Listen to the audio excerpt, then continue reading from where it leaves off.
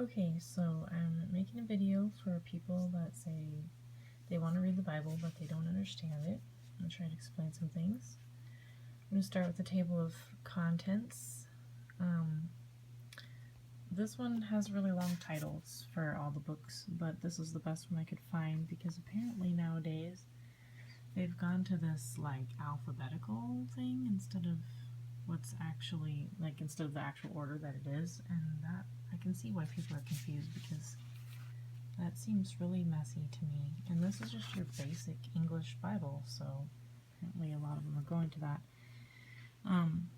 Okay, so the Bible is written in two parts. You have the Old Testament, which was originally written in Hebrew, and you have the New Testament, which was originally written in Greek. Testament just means covenant or contract. So you have your old contract that the Israelites lived under, and then you have the new contract after Jesus came. And so in the Old Testament, you have the first 5 books of the Bible were written by Moses. That's what the Hebrews call the Torah, and we call it the Pentateuch.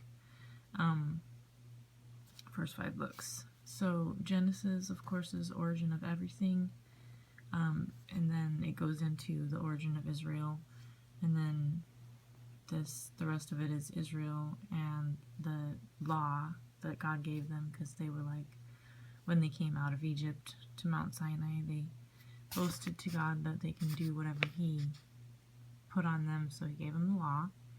Said, here, you try this, and obviously no one can live under the law, so that's why He had to send Jesus later. Okay, so then you have your history books: Joshua, Judges, Ruth, Samuel, Kings, Chronicles, Ezra, Nehemiah, Esther, Job. Those are all the history, mostly of Israel.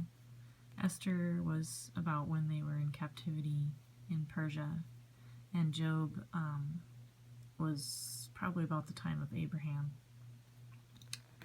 So then Psalms, obviously, songs that people wrote in worship.